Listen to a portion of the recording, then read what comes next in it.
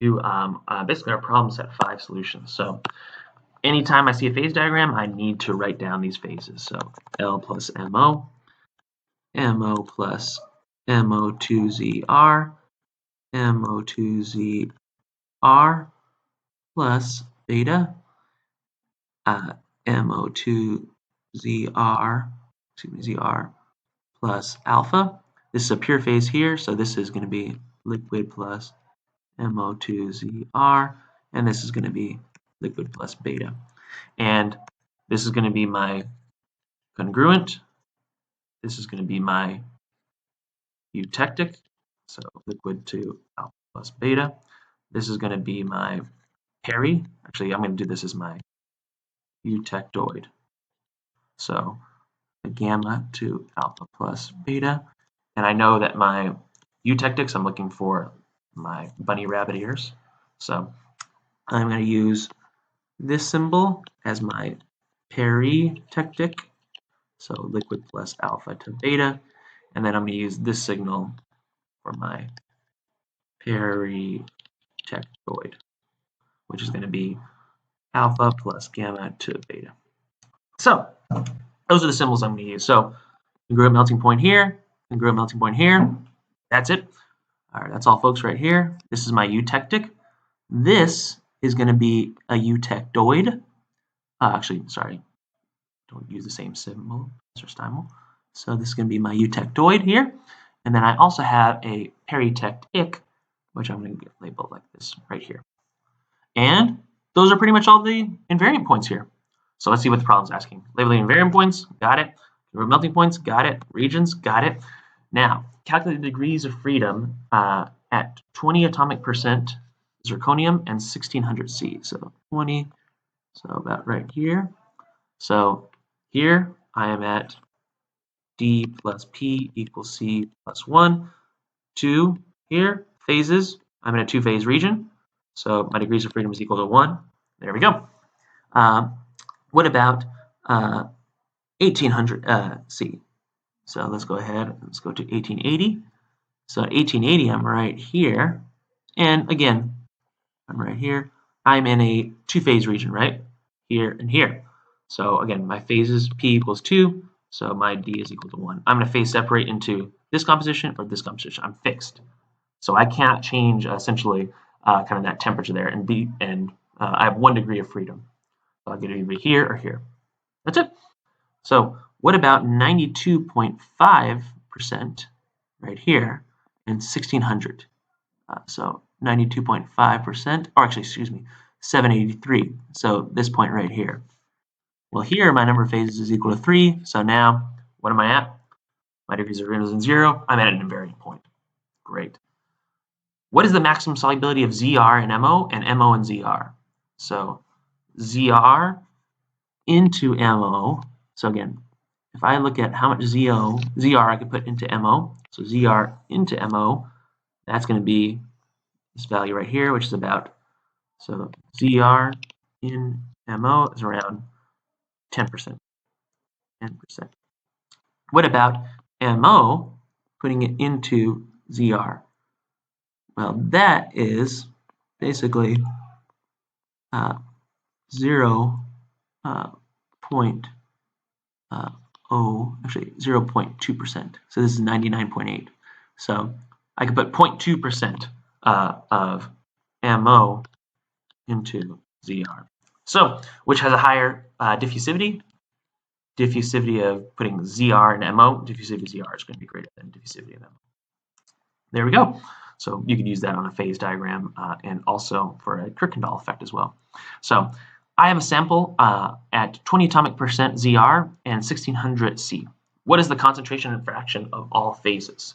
So let's go ahead and look at this value. So I have a sample of 20% atomic percent ZR at 1600 C. Actually, it's the problem that we were given initially. So let's look at this composition right here. So my C naught, my composition is 20. So I am going to phase separate into, basically, I'm going to draw this line here. This is my tie line. So I'm going to phase separate into here and then here. So my blue composition, so the concentration of MO I'm just going to use that as my blue. That is going to be about, let's say here, 1, 2, about 3%.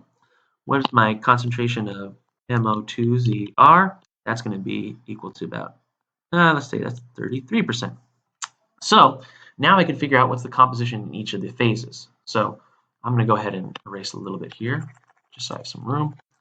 So those are my compositions in each of the phases. But now I could do what's the fraction. So fraction, my blue, which is my MO, that is just going to be, again, going into the opposite side. So it's going to be my green composition minus my red composition, C naught, divided by basically C minus my total line here. Again, the colors correspond there. And then finally, the fraction of my green, that is going to be equal to my the concentration naught minus my blue concentration divided by my green minus the blue. That's it. So let's go to the next problem. Very, very, very similar here. So let's go ahead and let's draw out all the phases.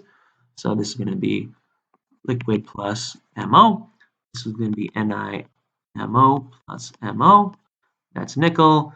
This is going to be nickel plus nickel MO. This is going to be liquid plus nickel. This is going to be Ni3MO plus NiMO.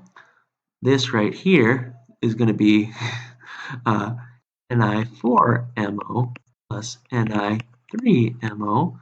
This right here is going to be nickel plus Ni4MO. And over here, this is going to be nickel plus Ni3MO. Congruent melting point here, congruent melting point here. This is a eutectic right here. And then this is going to be my peritectic. Let me just make sure I've got the notation right. So peritectic, yes. I'm going to have some peritectoids coming up soon. This is going to be a peritectoid. So I think that's my triangle. Peritectoid. Yep. And I have another peritectoid right here. And that's it. Those are all my invariant points. So let's see. Invariant points, congruent, phases, great. Degrees of freedom at 80 degrees MO, or 80 atomic percent, excuse me, MO, and then 1100, so right here. So again, my number of phases equals 2, degrees of freedom is equal to 1. So for this one right here, what's the maximum solute of Ni into MO? So Ni, again, going into MO, because I'm pure MO here. So that's about, let's draw this down here and try to draw it a little bit straight. So let's say that Ni into MO is about 3%. What about MO into Ni? Ooh, that looks nicer. So it's about 28%. So MO penetrating into Ni, so again, atomic weight percent MO, so diffusivity of MO is greater than diffusivity of N. Excellent. Now, I have a sample of, at 40 atomic percent, molybdenum and 1100 C, so let's go ahead, 40 and 1100, so we're something, let's kind of erase it over here. So 40, 1100 C, so we're right here. What is the concentration and fraction of all phases? Again, very, very similar type of problem. So we'll draw it out. So this is my concentration is equal to 40. I'm going to phase separate into here. My concentration of nickel is going to be this, basically almost like a 25%. And my concentration of NiMO is going to be equal to about 52%. So what's my concentration of, or my fraction, excuse me, fraction of nickel?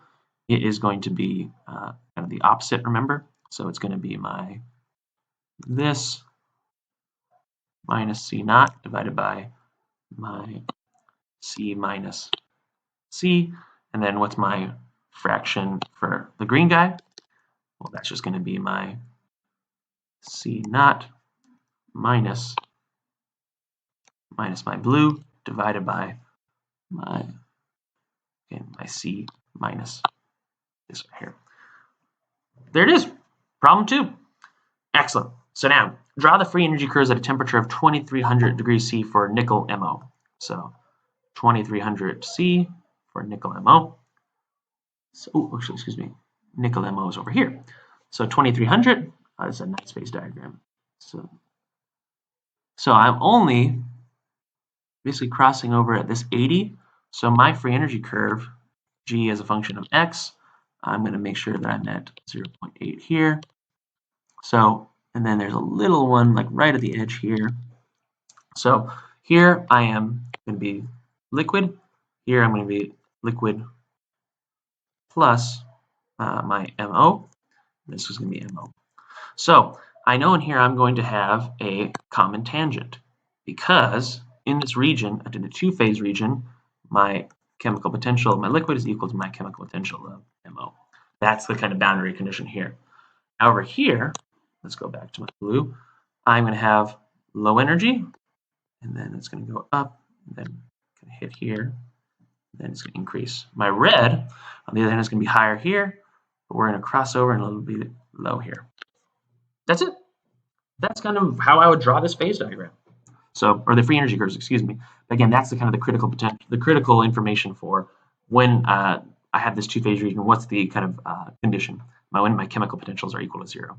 So let's go ahead and kind of clear this plot out a little bit more. So people saw that. Great, great, great. Let's do another one.